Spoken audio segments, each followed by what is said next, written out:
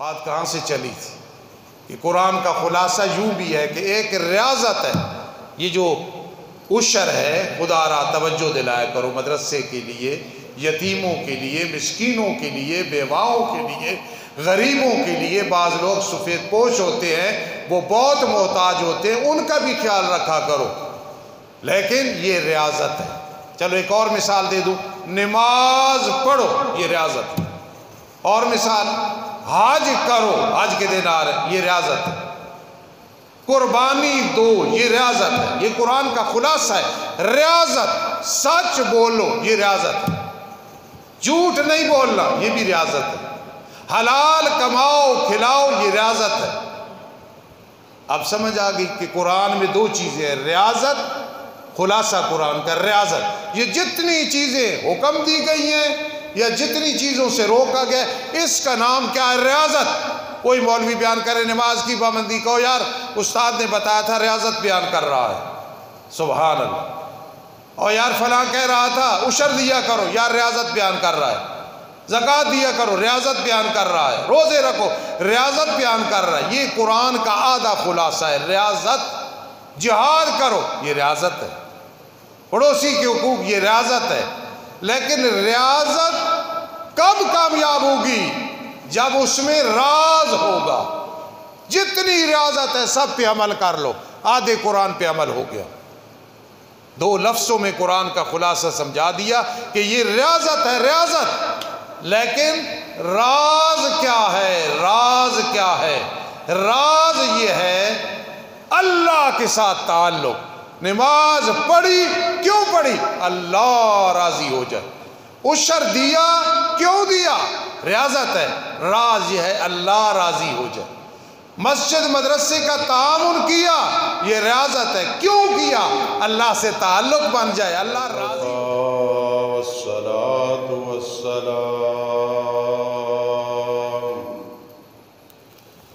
والصلاة والسلام على من لا نبي بعده وعلى آله وأصحابه وأزواجه وأهل بيته وأحبائه.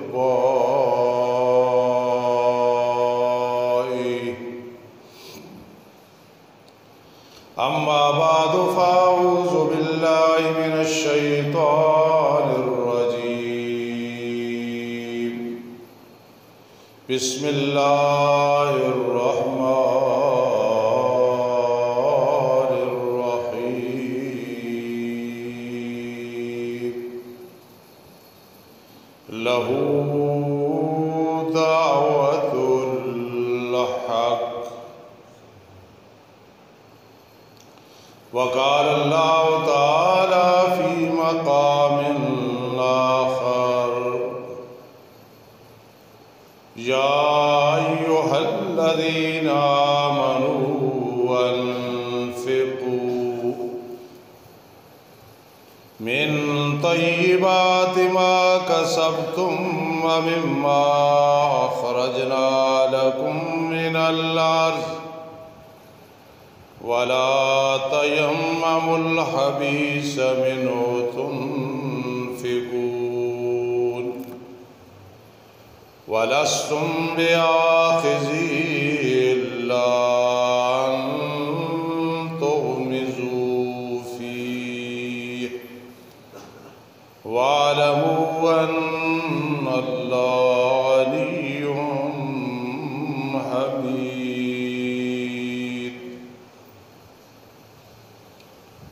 قال النبي صلى الله تعالى عليه وسلم: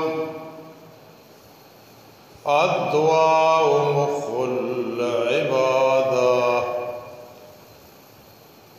أو كما قال النبي صلى الله تعالى عليه وسلم. وأيضا قال النبي صلى الله تعالى عليه وسلم: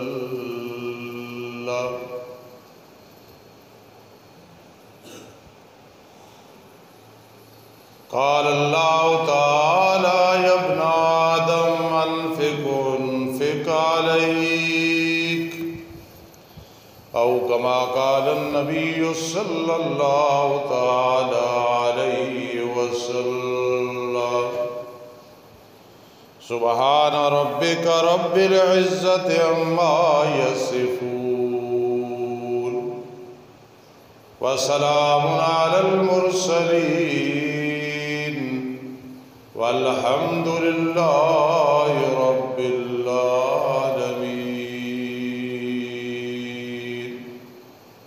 اللهم صل على سيدنا محمد وعلى آل سيدنا محمد أفضل صلواتك بعدد معلوماتك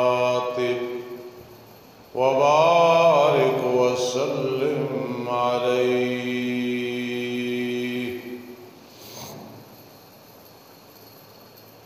واجب الاحترام سامعین کرام اور عزیز طلبہ کرام،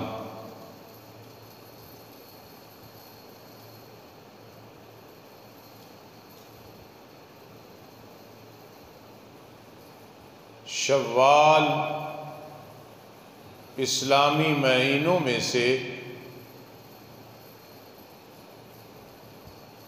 بہت اہم مہینہ ہے، اس لحاظ سے کہ دینی مدارس کی پڑھائی شروع ہوتی ہے۔ ایک وجہ تو یہ ہے کہ سب سے پہلی جو وحی نازل ہوئی وہ شوال میں ہوئی،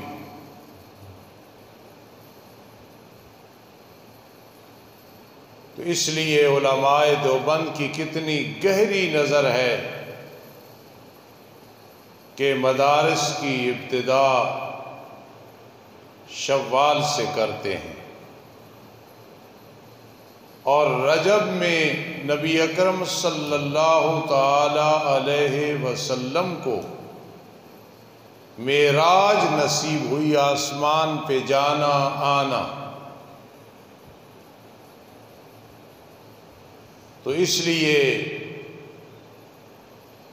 دین پڑھ کے بھی ایک عروج ملتا ہے، بلندیاں ملتی ہیں، تو علماء دیوبند نے رجب کو تعلیم کا آخری مہینہ قرار دیا۔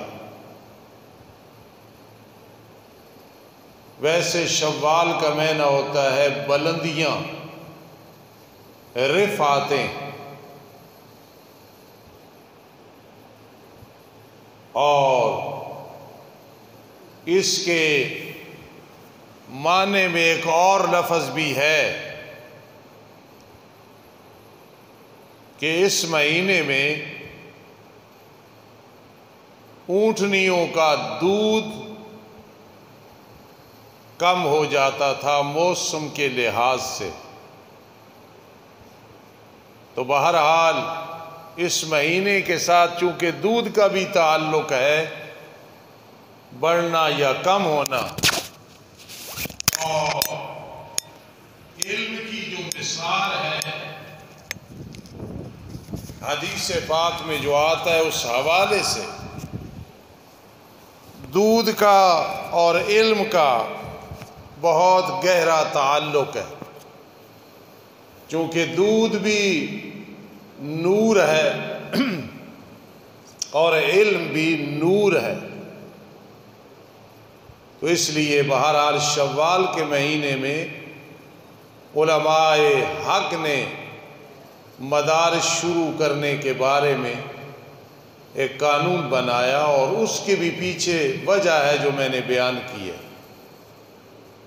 پھر ہمارے علماء کو دیکھ کے تمام مکاتب فکر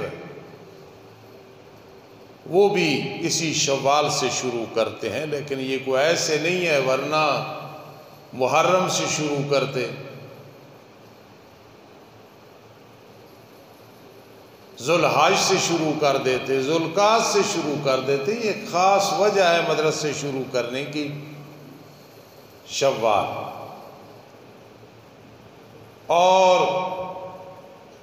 تقریباً 17 علوم ہیں اور بعضوں نے 14 بنائے ہیں جو مدارس میں پڑھائے جاتے ہیں صرف قرآن مقدس سمجھانے کے لیے. اگر وہ علوم آتے ہوں تو پھر آدمی قرآن مجید کو صحیح طریقے سے سمجھ سکتا ہے، ورنہ اتنی بات جتنی علماء عوام کو سمجھاتے ہیں، نماز پڑھو، روزہ رکھو، حرام نہ کھاؤ، جھوٹ نہ بولو، غیبت نہ کرو، بے حیائی بے شرمی کے قریب نہ جاؤ، عاجزی کرو، تکبر نہ کرو، یہ تو ہر کسی کو بات سمجھ آ جاتی ہے. لیکن جو علمی باتیں ہیں وہ انسان کو تب سمجھ آتی ہے. زبیر ایسا سیٹ کر. علمی باتیں اس وقت سمجھ آتی ہیں جب 17 علوم یا 14 علوم نہ پڑھے ہوں. قرآن مقدس کا آج خلاصہ بیان کرنا انشاءاللہ. ہر ایک کا مقصد تو ایک ہی ہے، لیکن چند میں تقریریں کروں گا اس معاملے میں. پہلی تقریر یہ کرنے لگا ہوں انشاءاللہ کہ آسان سے آسان جو لفظ ہے کہ قرآن کا خلاصہ کیا ہے.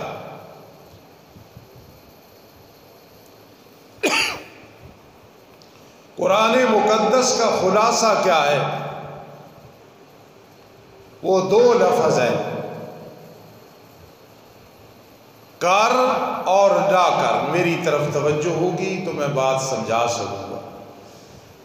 کر نہ کر، پورے قرآن کا خلاصہ یہ ہے. اور یہ ہر تعلیم یافتہ بھی سمجھ سکتا ہے اور جاہل بھی سمجھ سکتا ہے.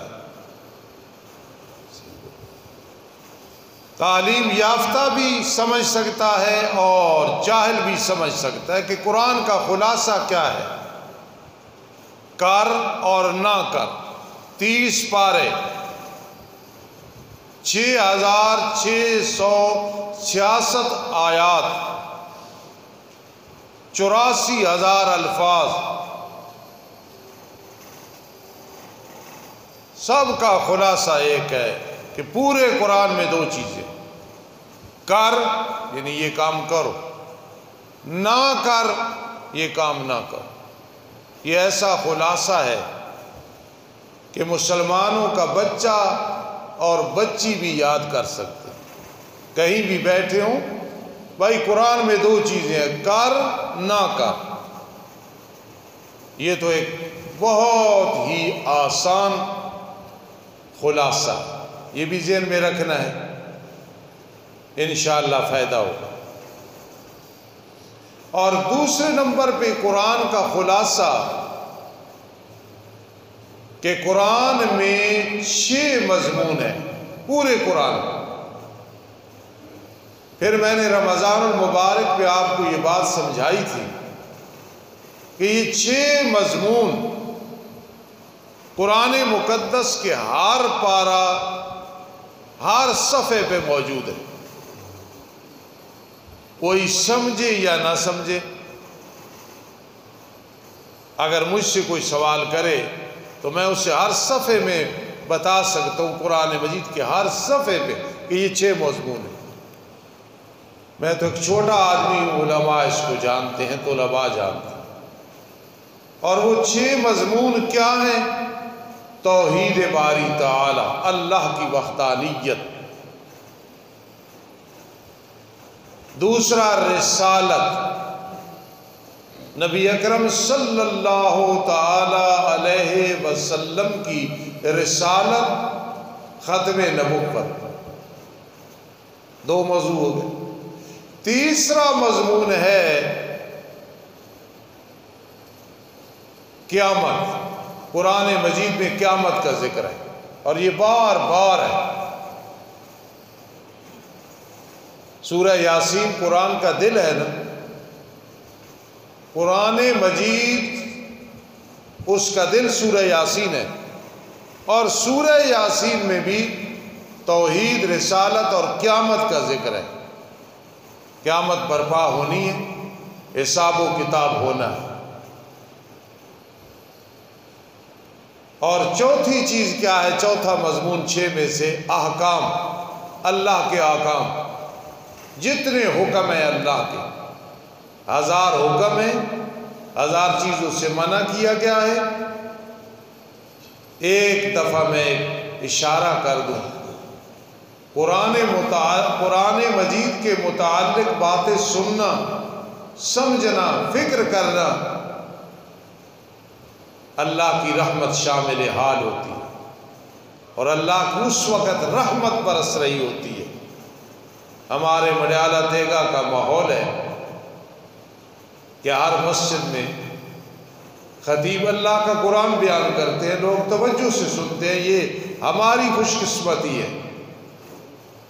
توحید، رسالت، قیامت، احکام، اور 5ویں نمبر پہ ہے قرآن مقدس میں موضوع کے ماننے والوں کا ذکر، جنہوں نے مانا، صدیق، فاروق، عثمان، علی، معاویہ، حسنین، کریمین، تمام صحابہ کرام، صحابیات، ازواج مطہرات رضی اللہ تعالی عنہ، پھر علماء، اولیاء، کتب، ابدال، محققین، مدققین، اور 6واں موضوع ہے قرآن مقدس میں نہ ماننے والوں کا ذکر، فرعون، حامان، ابو لہب، ابو جہل، عبداللہ ابن ابی منافق، یہود و نصارہ۔ تو قرآن مجید کا خلاصہ پہلے میں نے کہا، کر اور نہ کر، بس 2 ہی لفظ ہے پورے قرآن میں، کر، نہ کر، ایک۔ دوسرے نمبر پہ 6 مضمون ہے قرآن میں، توحید، رسالت، قیامت، احکام، ماننے والوں کا ذکر، نہ ماننے والوں کا ذکر۔ اور مزے کی بات ہے، قرآن مجید کا کوئی صفحہ، کوئی سورت کھول لے، اس پہ 6 مضمون ہوں گے۔ ہر کسی کو سمجھ نہیں آتے، کوئی اعتراض نہیں کسی پہ، کیونکہ علمی بات ہے۔ یہ 6 مضمون قرآن کا خلاصہ، اور یہ ہے مولانا شبیر احمد عثمانی رحمہ اللہ تعالی، ان کی تحقیق یا ان کی تعبیر، انہوں نے ایسے بیان کیا۔ اور آپ کو معلوم ہے کہ مولانا شبیر احمد عثمانی رحمہ اللہ، جن کی تفسیر عثمانی سب سے مختصر ہے اور سب سے زیادہ مفید ہے۔ عطا اللہ بدیاری صاحب اس وقت کتنے بڑے خطیب ہیں، فرماتے ہیں کہ مجھ سے بدیع الزمان شاہ صاحب نے امتحان لیا اور مجھے ایک لفظ پوچھا اردو کا، اور مجھے وہ لفظ نہ آیا۔ بچے تھے بدیاری صاحب، تو بدیع الزمان شاہ صاحب نے فرمایا کہ تفسیر عثمانی کا مطالعہ کیا کر۔ تو تفسیر عثمانی چھوٹی سی تفسیر ہے، زبردست ہے۔ تو مولانا شبیر احمد عثمانی رحمہ اللہ فرماتے ہیں 6 مضمون ہے قرآن مجید میں، اور بہت بڑی خوشی کی بات ہے کہ علامہ شبیر احمد عثمانی کا پاکستان کے بننے میں بہت بڑا دخل ہے۔ ہم اپنا سر اوپر کر کے رکھتے ہیں جب کسی مجمع میں ہوں تو علماء دیوبند میں سے جو مولانا شبیر احمد عثمانی، ظفر عثمانی رحمہ اللہ نے کردار ادا کیا ہے، جس طرح کہ محمد علی جناح نے کردار ادا کیا مرحوم نے، اسی طرح علماء میں سے جو انہوں نے کردار ادا کیا ہے، بہت بڑا کردار ہے۔ تیسرے نمبر پہ قرآن مقدس کا خلاصہ سنیں، مولانا حسین علی الوانی وہاں بھچروی، وہ فرماتے ہیں قرآن کا خلاصہ یہ ہے کہ قرآن میں کل 4 مسئلے ہیں، اور وہ بھی ہر صفحے پہ ہے۔ پہلا ہے خالقیت، ہر چیز کا پیدا کرنے والا اللہ ہی ہے، اور دوسرا ہے کہ پالنے والا بھی اللہ ہی ہے۔ کوئی چیز دنیا جہان میں ایسی نہیں کہ خالق اس کا اللہ نہ ہو، حتیٰ کہ مشرکین مکہ جو اسی حالت میں چلا گیا جہنمی ہمیشہ کے لیے شرک کرتے تھے، ان سے بھی پوچھا جاتا تھا وَلَئِن سَأَلْتَهُم مَّنْ خَلَقَ السَّمَاوَاتِ وَالْأَرْضِ، میرے لاڈلے پیغمبر آپ ان سے پوچھیں آسمان و زمین کو کس نے پیدا کیا ہے؟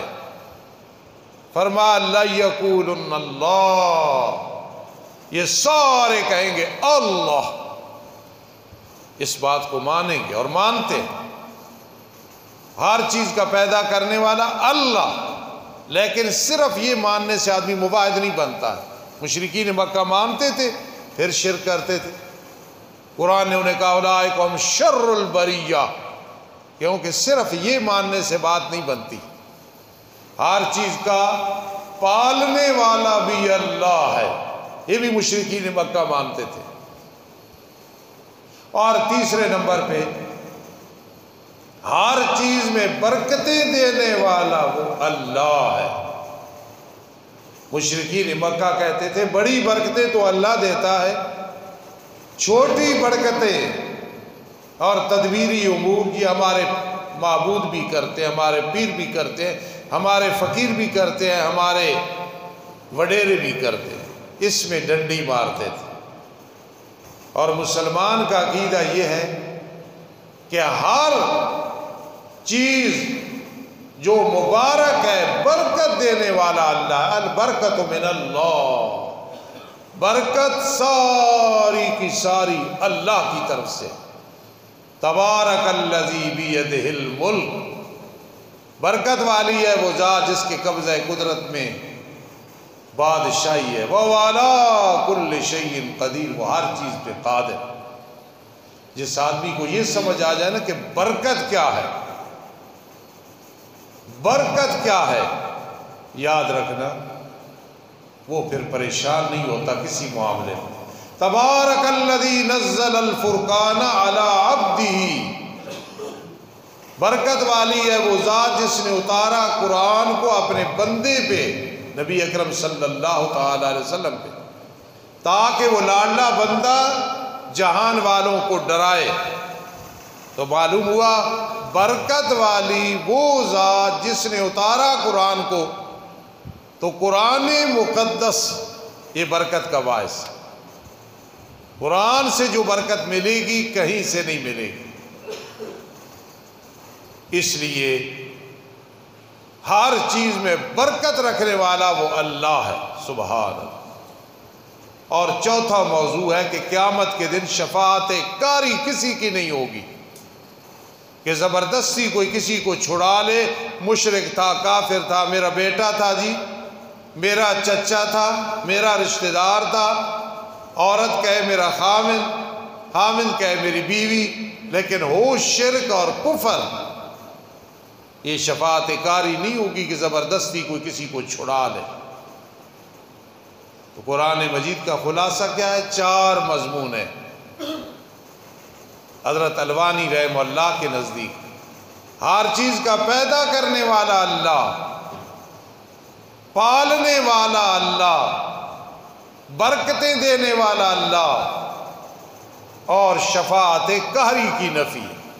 آج کے نوجوان ماشاءاللہ کتنے ذہین بیٹھے ہو، بڑے بڑے ذہین بیٹھے، اگر یہی بات یاد کر لو کہ یار استاذ نے بتایا تھا، آؤ بیٹھے ہیں ذرا دہرا لیتے ہیں کہ قرآن مجید کا خلاصہ 2 لفظ ہے، کر نہ کر، الف لام میم سے لے کے والناس، بلکہ سورہ فاتحہ سے لے کے والناس تک صرف 2 لفظوں میں آ گیا، کر نہ کر، بس۔ دوسرے نمبر پہ 6 مضمون جو میں نے بیان کی، توحید، رسالت قیامت، آکام، ماننے والوں کا ذکر، نہ ماننے والوں، یہ۔ اور تیسرے نمبر پہ یا یوں کہو کہ 4 مضمون ہے، خلاصہ 4 مضمون ہے۔ پیدا کرنے والا اللہ، پالنے والا اللہ، برکتیں دینے والا اللہ، اور اس کے ہاں کسی کی شفاعت قبول نہیں ہوتی۔ سورہ فاتحہ سے لے کے سورہ مائدہ تک یہ 5 صورتیں ہیں، ان میں صرف خالقیت بیان ہے۔ سورہ انعام سے لے کے بنی اسرائیل تک یہ 12 صورتیں ہیں، ان میں صرف بیان ہو رہا ہے پالنے والا اللہ ہی ہے۔ پھر سورہ کاف سے لے کے احزاب تک 16 صورتیں ہیں، جن میں ایک مسئلہ ہے کہ برکتیں دینے والا اللہ ہی ہے۔ پھر سورہ سبا سے لے کے والناس تک 81 صورتیں ہیں، جن میں یہ بیان ہو رہا ہے کہ قیامت کے دن اگر شرک کفر ہوا یا ایسا فاسق کہ اللہ نہیں چاہتا کہ یہ جنت میں جائے، تو کوئی زبردستی اللہ سے چھڑا نہیں سکے گا۔ جو بھی یہ کہے گا نہیں، جیسا بھی اللہ چھڑا لے گا، نہیں، زبردستی نہیں، اللہ کی رحمت ہے، شفاعت بھی ایک رحمت کا بہانہ۔ مولانا احمد علی لاہوری رحمہ اللہ تعالی، خالد اندر آ جاؤ، مولانا احمد علی لاہوری رحمہ اللہ تعالی وہ فرماتے تھے قرآن مجید کا خلاصہ یہ ہے، عبادت اللہ ہی کی کرو، بس اطاعت نبی اکرم صلی اللہ تعالی علیہ وسلم کی کرو۔ آگے جو ائمہ علماء ہیں وہ نبی اکرم صلی اللہ علیہ وسلم کی اطاعت میں آتے ہیں نا، آپ ہی کا دین آگے انہوں نے بتایا۔ اور تیسرے نمبر پہ ہے مخلوق خدا کی خدمت کرو، تو مولانا احمد علی لاہوری اللہ کی کروڑہا رحمت ان کی قبر پہ۔ میں کہا کرتا ہوں کہ حضرت قرآن مجید کی بڑی خدمت کی ہے، بڑی تفسیر کی خدمت کی ہے۔ 100 طالب علم صرف رکھتے تھے، اور فرماتے تھے لاہوریوں چھٹیاں ختم، طالب علم آ رہے ہیں، اور آگے فرماتے تھے طالب علموں کو نہ اپنے قریب کرنا ہے نہ دور کرنا ہے۔ اللہ والوں کی باتیں دیکھو، نہ قریب کرنا ہے نہ دور کرنا ہے، دل میں محبت، اور وہ قریب کرنا کہ جو انہیں نقصان پہنچائے وہ نہیں کرنا۔ تو مولانا احمد علی لاہوری فرماتے تھے اللہ کی عبادت رحمہ اللہ تعالی، نبی علیہ السلام کی اطاعت اور خدمت خلق کرنی ہے، مخلوق خدا کی خدمت کرنی ہے۔ یہ جو ناظم، نائب ناظم، چیئرمین، ایم این اے، ایم پی اے، اگر یہ خلوص ہو ان میں تو یہ بہت بڑا کام ہے خدمت خلق۔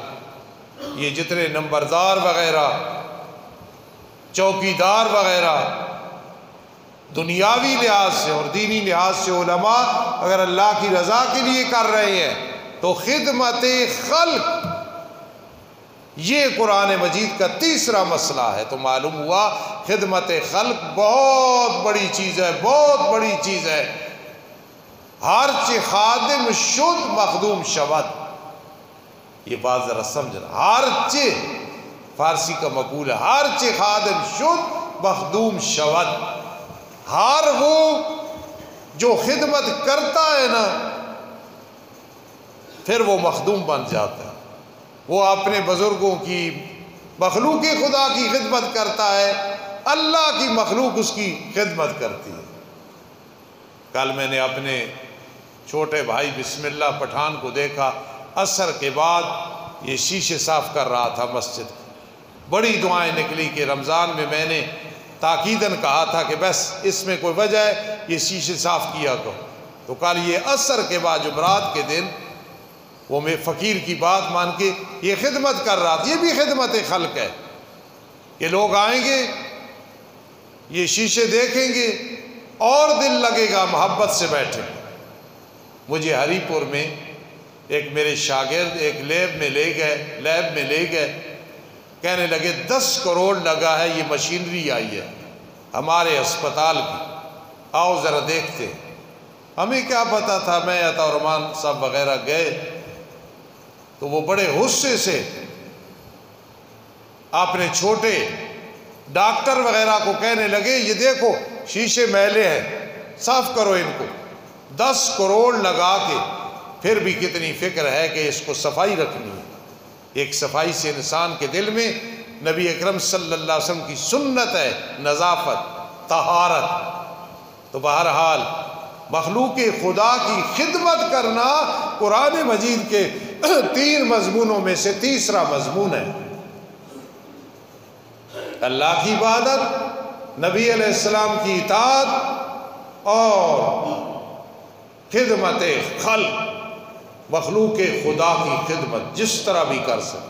کئی ڈسپنسریاں کھول دیتے ہیں، کئی کنواں کھدوا دیتے ہیں، نلکا لگوا دیتے ہیں، بور کرا دیتے ہیں، پانی عام کر دیتے ہیں وغیرہ۔ کوئی چیز بھی ہوگی نا اللہ کی رضا کے لیے تو خدمت خلق کے ساتھ انسان اللہ کے قریب ہوتا ہے۔ ہمارا بھائی کرامت بیٹھا ہے، اس کے کھانے کی ہر طرف تعریف ہوتی ہے، ہمیں خوشی ہوتی ہے، الحمدللہ۔ ان کی بھی نیت ہوگی اور ہونی چاہیے کہ یار پیسے تو لیتے ہیں لوگوں سے، لیکن اچھے سے اچھا کھانا، تاکہ شادی پہ جو مہمان آئے ہیں، ولیمے پہ مہمان آئے ہیں، ویسے کسی تقریب میں مہمان آئے ہیں، کھانا اچھا ہوگا وہ خوش جائیں گے۔ پیسے تو لینے ہیں لیکن یہ بھی خدمت خلق میں آ جائے گا۔ یہ بہت لمبا چوڑا مضمون ہے۔ تو قرآن مجید فرقان حمید کے خلاصے میں بیان کر رہا ہوں، مختلف علماء نے بیان کی ہے، بعضوں نے زبردست بات کی ہے، یہ بھی ذہن میں رکھیں کہ 2 چیزیں ہیں، ایک ہے ریاضت اور ایک ہے راز۔ یہ 2 باتیں بھی یاد کرو، اور مجھے معلوم ہے کہ کئی لوگ اس کا ایسا رٹا لگائیں گے 10 سال کے بعد بھی زندگی ہوئی تو انشاءاللہ وہ کہیں گے ہم نے یہ بات سنی تھی۔ پہلے سمجھو چیزیں 2 ہیں، ریاضت اور راز۔ ریاضت کیا ہے؟ جتنے اللہ کے احکام ہیں، قرآن مجید میں 6666 آیات ہیں، سننا 84,000 الفاظ ہیں، لیکن تکرار ہے۔ اب تکرار کا سمجھ، تکرار کیا ہے؟ اقیم الصلاۃ 700 دفعہ آیا ہے، نماز پڑھو۔ یہ جو آدمی گھر میں زور دیتا ہے نماز پڑھو، ناراض ہو جاتے ہیں بزرگ، بھائی نماز نہیں پڑھی، یہ اللہ کا حکم ہے، کلکم راعٍ وکلکم مسئول عن رعیتہ، تم سارے کے سارے چروائے ہو، تم سے اپنی اپنی ذمہ داری کے بارے میں پوچھا جائے گا۔ مثال دینے کا مطلب صرف سمجھانا ہوتا ہے۔ کل ذل الرحمان صاحب کے بچے واپس آئے، ننہال گئے ہوئے تھے، ان کی بچی 9-10 سال کی ہے، بیٹا غالباً 7 سال کا ہوگا۔ آپ کو پتہ ہے پوتوں پوتیوں سے کتنی محبت ہوتی ہے۔ مجھے وہ ملے 15 دن کے بعد بڑی محبت سے، ان کے ماں باپ اور دادی کے سامنے میں نے پوچھا بیٹی عائشہ نماز پڑھی تھی؟ جی دادا وہ پڑھی تھی۔ بیٹے سے پوچھا 2 پارے یاد ہیں؟ پوتے سے منزل دہرائی تھی؟ جی دہرائی تھی۔ یہ میں نے بات کیوں سنائی ہے؟ صرف اس وجہ سے واللہ کہ ہم سارے یہ فکر کریں گے اولاد اور پوتے پوتیوں کا، نواسے اور نواسیوں کا، انشاءاللہ اس کی برکات ہوگی۔ قرآن مجید میں 84,000 الفاظ ہیں، ذرا اس بات کو سمجھیں، اور تکرار بڑا ہے۔ اقیم الصلاۃ لفظ تو ایک ہے نا، لیکن 700 دفعہ آیا ہے، نماز قائم کرو، نماز قائم کرو، نماز قائم کرو، نماز قائم کرو، اس کا ذکر آ گیا۔ اقیم الصلاۃ، نماز کی پابندی کرو۔ اب آپ دیکھیں، جب اس تکرار کو ختم کرو نا، سارے 2000 الفاظ بنتے ہیں۔ ایک بات جو میں کروں، یہ کام کرو، پھر کہوں کرو کرو، وہ بات تو ایک ہے نا، میں تکرار کر رہا ہوں سمجھانے کے لیے۔ تو قرآن مجید میں اقیم الصلاۃ وغیرہ وہ 700 دفعہ آیا، کوئی 88 دفعہ آیا، کوئی 145 دفعہ آیا، کوئی 115 دفعہ آیا، کوئی 75 دفعہ آیا، کوئی 32 دفعہ آیا، کوئی 49 دفعہ آیا، وہ سب ٹھیک ہے۔ لیکن اگر قرآن مجید کے تکرار کے بغیر صرف دیکھو نا تو 2000 الفاظ ہیں. میں آپ کے لیے آسان کر رہا ہوں کہ 2000 الفاظ یاد کرنا. اور سکولوں میں کتنے ٹینس یاد کرتے ہیں, پوری زندگی گزر جاتی پھر بھی عبور نہیں ہوتا ہے. کتنی گرامر یاد کرتے ہیں. قرآن مجید میں 2000 الفاظ ہیں. اگر وہ یاد ہو جائے تو جو اب اقیم الصلاۃ دوبارہ ترجمہ کرنے کی کیا ضرورت. بھائی آ گیا نا اقیم الصلاۃ, نماز کی پابندی کو, تو بار بار جو آ رہا اقیم الصلاۃ, اس تکرار کو چھوڑ کے صرف 2000 الفاظ ہیں. تو میں سمجھانا چاہتا تھا کہ قرآن مجید میں ایک ریاضت ہے اور ایک راز ہے, بس یہ خلاصہ. میرے خیال ہے یہ آسان ہوگا, دلچسپ ہوگا, اس کو بھی ضرور یاد رکھنا. ریاضت کیا ہے؟ ریاضت یہ ہے, عثمان اندر بیٹھو, ریاضت یہ ہے کہ اب موقع ہے مثال کے طور پہ کس کا؟ عشر کا.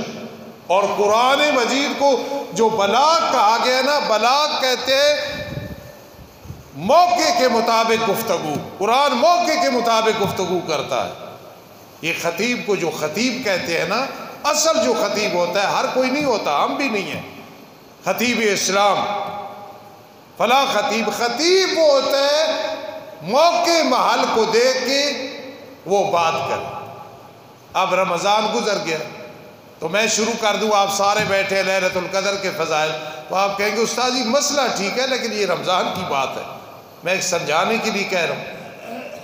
حج کا مہینہ ہو اور میں شروع کر دوں اس میں روزے کا ثواب, تراویح کا ثواب, تو میرا لالا سرور کہے گا استاد جی نہیں یہ موضوع نہیں ہے, قربانی کے مسائل بتاؤ. اس کو کہتے ہیں بلاغت.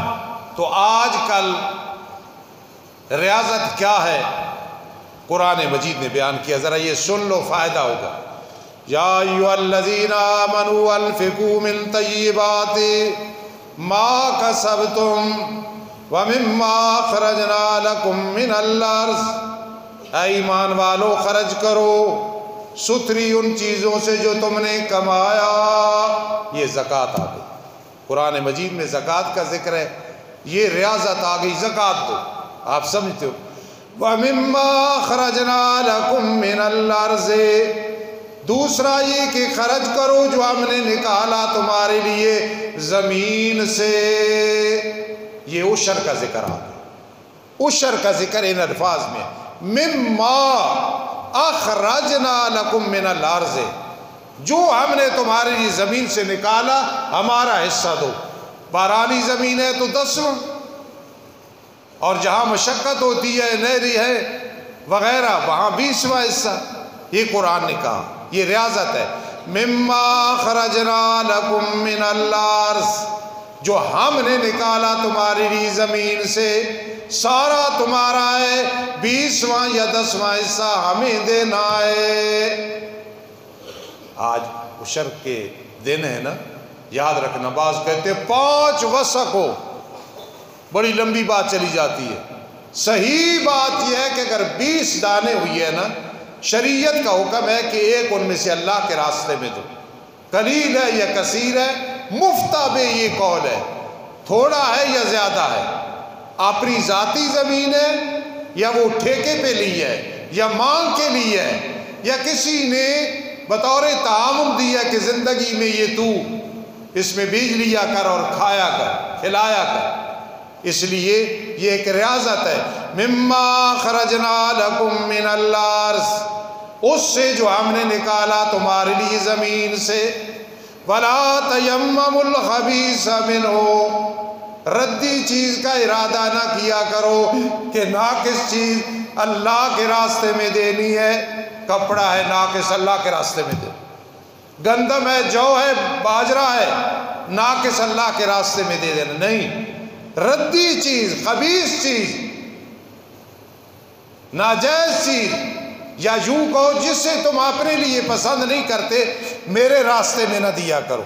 آگے فرما وَلَسْتُمْ بِآخِذِيهِ إِلَّا أَن تُغْمِضُوا فِيهِ, ایسی چیز اللہ کے راستے میں نہ دو کہ تمہیں کوئی دے تو تم کہے نہیں میں نہیں لیتا. کیوں نہیں لیتا؟ یار چیز اچھی نہیں ہے, تم اللہ کے راستے میں دے رہے ہو. وہ گندم کی بوری تمہارے گھر میں آئے تو بیگم کہے لے جاؤ، جانوروں کو ڈال دو، پرندوں کو ڈال دو، اور تم وہی اٹھا کے عشر دے دو. نہیں، اچھی چیز لن تنالوا البر حتی تنفقوا مما تحبون، جو تمہیں محبوب ہے نا وہ اللہ کے راستے میں دو. جب یہ بات سنی نا تو ایک صحابی رضی اللہ تعالیٰ عنہ کا اپنی لونڈی سے پیار تھا، اللہ کے راستے میں آزاد کر دیا. کسی کو گھوڑے سے پیار تھا، اللہ کے راستے میں دے دیا. کسی کو باغ سے پیار تھا، باغ اللہ کے راستے میں دے دیا. اس لیے فرمایا وَلَسْتُمْ بِآخِذِيهِ إِلَّا أَن تُغْمِضُوا فِيهِ، وہ چیز جس میں تم آنکھیں بند کر کے اپنے لیے قبول کرو، ہمیں نہ دیا کرو. آگے ایک بات ہے، بات تو عشر کی ہے، عشر دینا ہے، لیکن رب نے عشر کا حکم دے کے آگے ایک بات کی ہے. میں ریاضت سمجھا رہا ہوں. کیا کی ہے؟ اس کو سمجھنا ذرا نقطے کو، اور ہر ایک سمجھے گا انشاءاللہ. وَاعْلَمُوا أَنَّ اللَّهَ غَنِيٌّ حَمِيدٌ. اس کو سمجھو تو آپ یقین کرنا آپ کے روح اور دل بے قرار ہو جائے گا کہ اللہ کیا سمجھا رہے ہیں. میرے راستے میں خرچ کرو، عشر دو، زکوٰۃ دو، لیکن جب دے رہے ہو نا تو خیال کرو وَاعْلَمُوا أَنَّ اللَّهَ غَنِيٌّ حَمِيدٌ. یتیم کو احسان نہ جتلانا، طالب علموں کو احسان نہ جتلانا، بیواؤں کو احسان نہ جتلانا، مجاہدین کو احسان نہ جتلانا، قیدیوں کو احسان نہ جتلانا، مظلوموں کو احسان نہ جتلانا، شہید کی اولاد کو احسان نہ جتلانا. تم نے عشر دیا، تم نے زکوٰۃ دی ہے، سن لو سن لو وَاعْلَمُوا أَنَّ اللَّهَ غَنِيٌّ حَمِيدٌ. تم نے ان غریبوں کو نہیں دیا، تم نے اللہ کو دیا ہے. وہ محتاج ہے، اللہ محتاج نہیں ہے. اگر اس بات کو سمجھ لو تو عشر ہم نے یتیم کو نہیں دیا، فقیر کو نہیں دیا، اللہ نے اسے دیا ہے، ہاتھ ہمارا ہے. لیکن میں نکتہ بیان کر رہا ہوں کہ عشر کے معاملے میں، زکوٰۃ کے معاملے میں اللہ نے یہ لفظ کیوں استعمال کیا؟ دو دو. لیکن پھر فرما وَاعْلَمُوا، جان لو أَنَّ اللَّهَ غَنِيٌّ حَمِيدٌ. جس اللہ کی رضا کے لیے دے رہے ہو وہ غنی ہے، فقیر نہیں، محتاج نہیں ہے.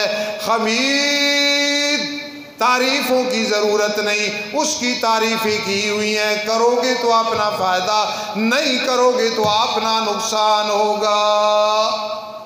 بات کہاں سے چلی تھی کہ قرآن کا خلاصہ یوں بھی ہے کہ ایک ریاضت ہے.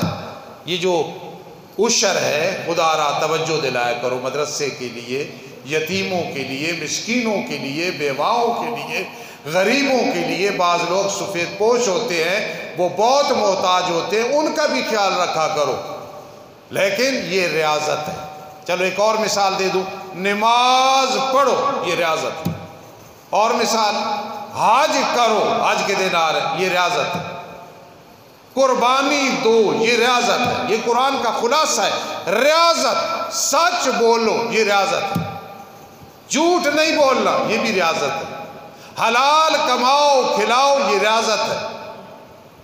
اب سمجھ آ گئی کہ قرآن میں دو چیزیں ہیں، ریاضت، خلاصہ قرآن کا ریاضت. یہ جتنی چیزیں حکم دی گئی ہیں یا جتنی چیزوں سے روکا گیا، اس کا نام کیا ہے؟ ریاضت.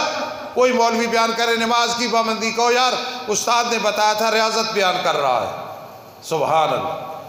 اور یار فلاں کہہ رہا تھا عشر دیا کرو، یار ریاضت بیان کر رہا ہے.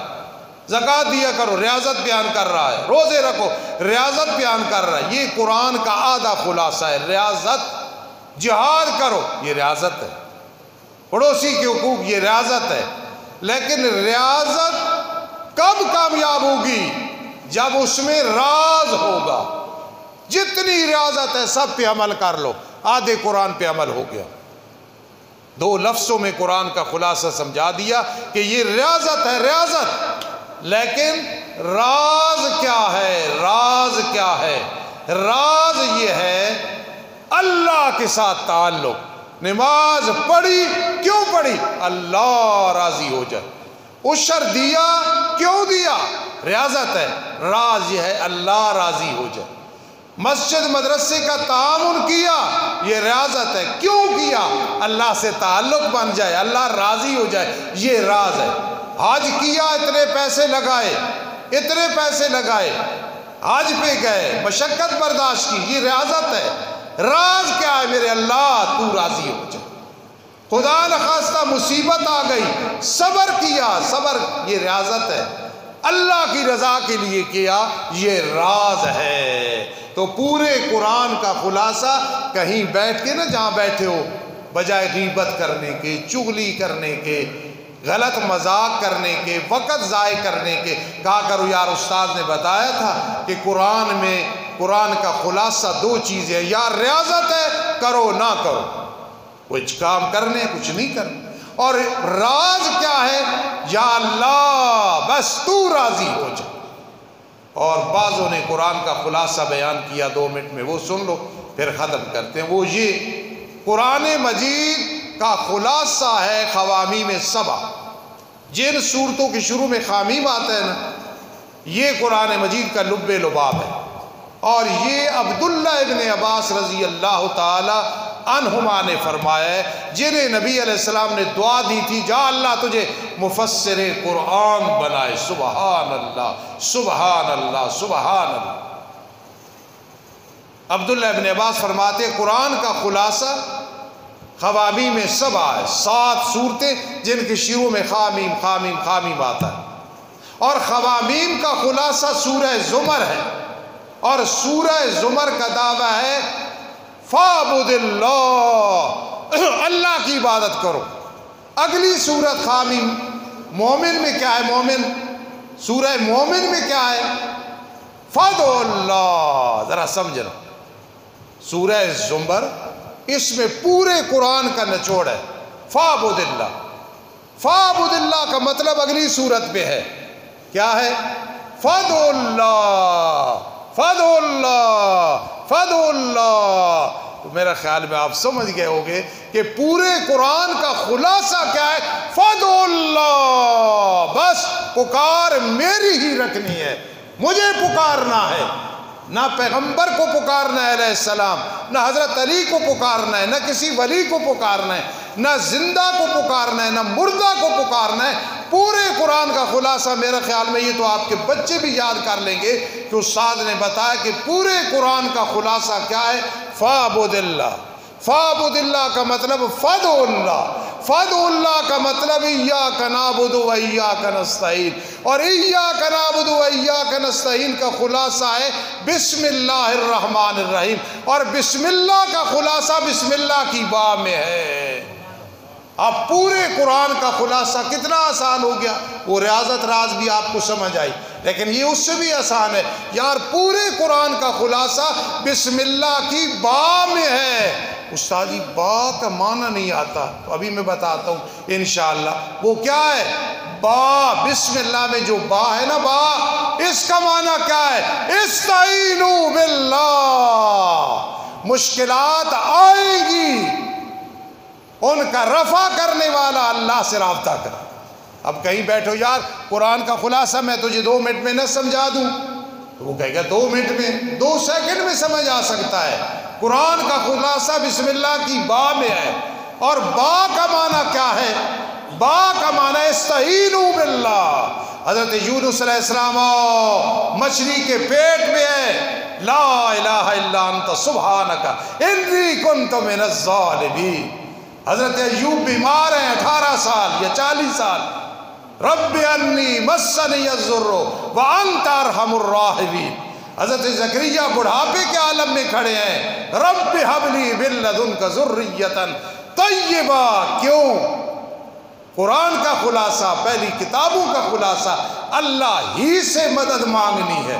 حضور علیہ السلام پوری زندگی مبارک اللہ ہی سے مانگا اور سبق دیا۔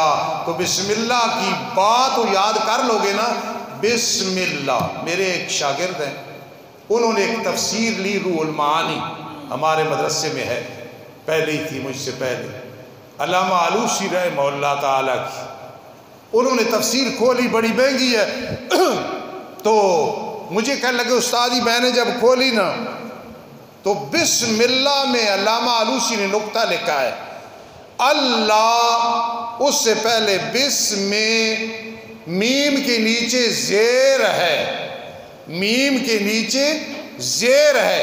علامہ آلوسی کہتے ہیں اللہ نے اشارہ کر دیا جو اللہ کو ملنا ہے، اللہ کو ملنا ہے، زیر یعنی عاجزی کرنی پڑے گی، عاجزی کرو گے اللہ کے بن جاؤ گے، ساری مخلوق خدا تم سے محبت رکھے گی۔ اس لیے کہنے لگے استاد جی ساری قیمت ہی نکل آئی ہے، بسم اللہ، اللہ سے پہلے زیر آئی ہے۔ اللہ فرماتا ہے مجھے ملو گے نا عاجزی کر کے ملو گے، تکبر سے نہیں ملو گے۔ تو اس لیے اس سین اور میم سے پہلے جو با ہے، قربان جاؤں اللہ کی قدرت پہ، سارے قرآن کا خلاصہ بیان کر دیا۔ با میں کہ استعینوا باللہ، جب مشکلات میں پھنسو کوئی تمہیں کام نہیں آئے گا، اللہ ہی کو پکارنا، ساری مشکلات کا حل ہو جائے گا۔ آج میرا موضوع جو میں نے تجویز کیا تھا کہ قرآن مقدس کا خلاصہ بیان کرنا ہے، وہ میں نے اللہ کی توفیق سے آپ کو سنایا۔ الحمدللہ ترجمہ قرآن مجید مدرسے میں شروع ہو چکا ہے، عوام کا بھی عطا و رحمان سب پڑھاتے، اور خواص کا طلباء کو دعا کرنا اللہ برکت دے۔ بخاری شریف، مسلم شریف شروع ہو چکی ہے، مشکات شریف شروع ہو چکی ہے، خاص دعا کرنا اللہ رب العزت آسانیاں پیدا فرمائے۔ وما علینا الا البلاغ المبین۔